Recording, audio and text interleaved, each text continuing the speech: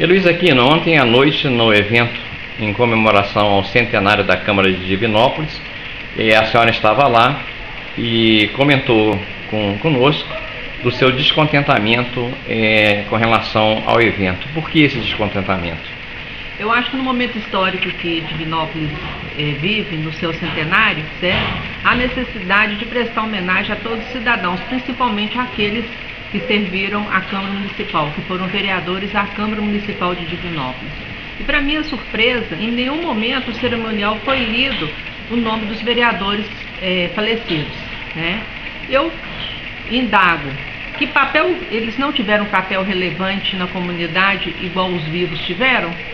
E essa pergunta que eu deixo para os eleitores. Eu gostaria também de, gente lá presente, não queria receber nenhum tipo de condecoração, nenhuma medalha e nada. Só queria que fizesse a justiça, que pelo menos cada legislatura que fosse homenageada fosse lido, que não iria atrapalhar o tempo de ninguém, certo? Em relação às pessoas que contribuíram naquele momento e naquela situação, certo? Eu fiquei ainda pasma, ainda com o locutor, certo? Que após a apresentação dos vereadores vivos, certo? Referente a uma legislatura homenageada, ele contextualizava textos e acontecimentos em nível nacional e em nível estadual. Porém, não trazia isso para o seio da nossa comunidade, certo? Dando um exemplo, certo? Ele fazia, em momento algum, certo? Foi colocado, certo? A participação dos franciscanos, a participação dos ferroviários na construção dessa cidade, certo?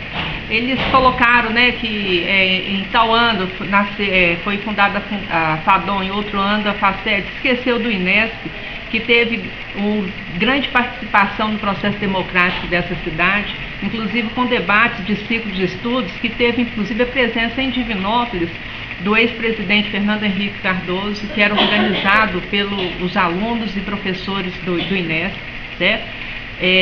Em nível nacional, eles fizeram menção, se não me engano, se foi ao CCC ou se foi o Comando Vermelho, certo? Ao Comando de Caça aos Comunistas, certo?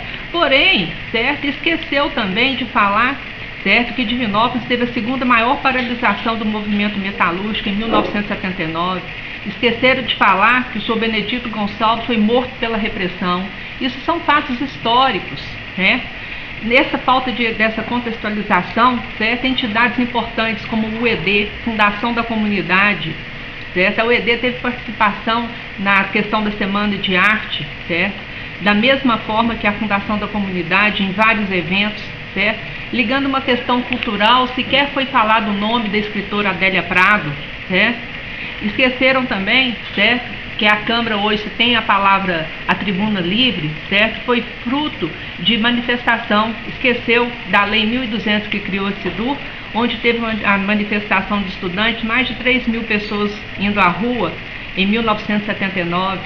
Nesse dia, a professora Irene Amaral, então, da direção da SIDU, que fazia o Dr. Simão presidente, Onésimo Sepúlveda Silva, o Aristide Salgado, tantos outros professores que faziam parte da entidade, ela fez uma intervenção belíssima, certo? Quebrando todos os protocolos da Câmara Municipal, que sequer permitia que o cidadão tivesse participação, certo? E logo em seguida veio a legislatura, que teve o Rui, Arthur e o Gigante, que colocaram a tribuna livre, certo? Esqueceu também, certo, quando se falou e tudo, de 1983, certo, dos vereadores que compunham aquela legislatura. Os vereadores foram desmantelar o crime organizado em Divinópolis, com denúncia do Esquadrão da Morte, que mobilizou todos os setores de Divinópolis, que eram Arthur, Ordôñez, Constantino, certo?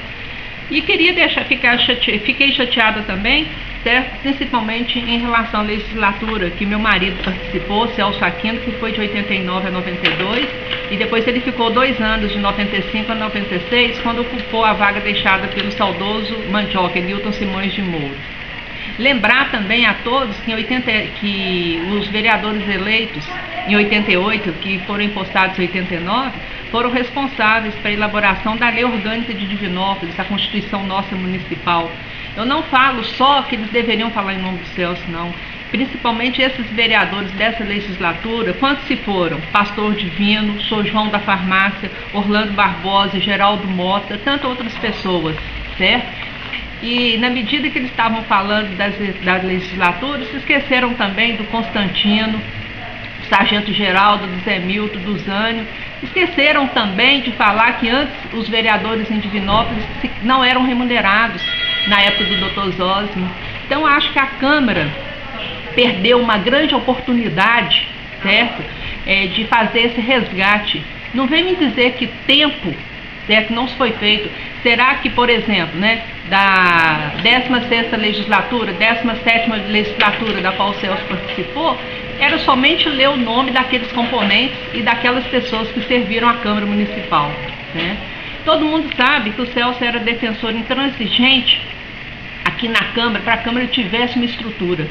Eu me lembro, em 1989, certo? Eu, grávida de nossa filha, às vezes eu ia na Câmara para poder tentar pedir uma máquina emprestada, certo? E dependia da boa vontade do servidor, para o vereador, inclusive, poder trabalhar, certo? Aí, para fazer uma emenda, tinha que pedir favor a um servidor, certo? E quando o Domingos Sávio assumiu a Câmara e elaborou um projeto de reestruturação, ele teve total apoio incondicional do Celso quando a Câmara saiu lá do 9º andar e veio para cá, para a Rua São Paulo, certo? E a Câmara passou a ocupar um lugar de destaque com infraestrutura. Mas eu tenho certeza absoluta que o Celso, como Domingos Sávio, não queria ver uma Câmara lotada de cabides de emprego, com cargos comissionados, com a finalidade de apadrinhar seus afiliados políticos, certo? A Câmara, sim, deveria contratar um historiador, um sociólogo, para ajudar a lembrar a construção dessa história nesses 100 anos, e não um contador de história com E, certo? Aqui fica o meu protesto e indignação pela forma despreparada que se encontra o nosso legislativo.